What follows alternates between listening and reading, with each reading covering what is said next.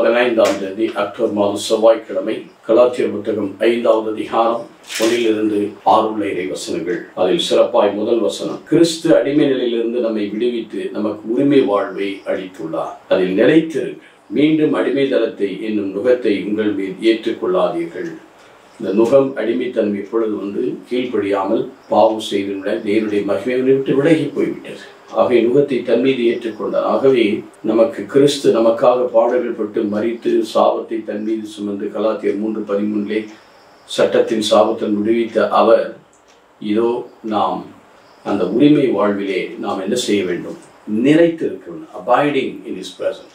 எப்படி நீங்கள் என்னுள்ளும் என் வார்த்தை உங்களுக்குள்ளும் நிலைத்திருந்தால் விரும்பியதெல்லாம் கேளுங்கள் என்று யோவான் 15வது அதிகாரத்திலே 7வது வசனத்தில் சொன்னது போல, நீங்கள் என்னுள்ளும் நாம் ஆண்டவருக்குள்ளும் அந்த நிலை வாழ்வருடைய பெற்றுக்கொண்ட விடுதலை கொடுத்த உரிமை வாழ்வை பெற்றுக்கொண்ட அந்த உரிமையை நாம் என்ன தக்க வைத்துக் கொள்ள நிலைத்திருக்க வேண்டும். இல்லை என்றால் மீண்டும் நாம் முகத்தை நமது சுமத்தப்படும், மீண்டும் பலவீனத்துக்கு உட்பட்டு நாம் அவருடைய அன்பை விட்டு விலகும்.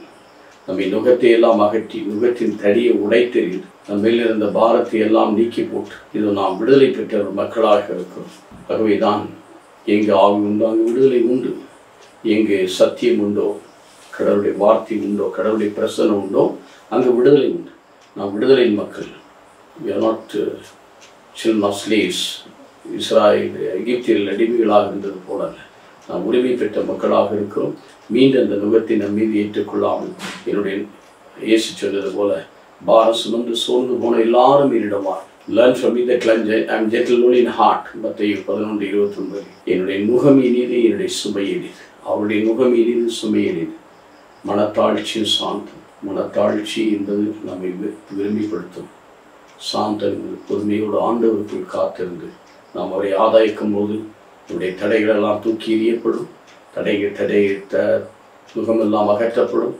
அதிலிருந்து மேலாக கடவுளுடைய அன்பினால் நாம் ஆட்கொள்ளப்பட்டு நிறை வாழ்விலே நிறைவுள்ளது ஒருபோது குறைவுள்ளதெல்லாம் மறைந்து போகும். நிறைய ஆசிரியப்பெறும். இதற்காக ஜெபிப்போமா? எங்கள் நல்ல ஆண்டவர், எங்கள் மேல் இருக்கிற நுகத்தை ஆண்டவராக இயேசு தன் மீது ஏற்று அதற்காக பரிகாரம் செய்து நம்மை மீட்டு ரட்சித்தார். நாங்கள் அதில் நிலைத்திருந்து அந்த உரிமை வாழ்வை ஆதாயமாக்கி ஒரு பிள்ளைகளாய் வாழ கிருபை செய்யும் நல்ல தகப்பனே. ஆமென்.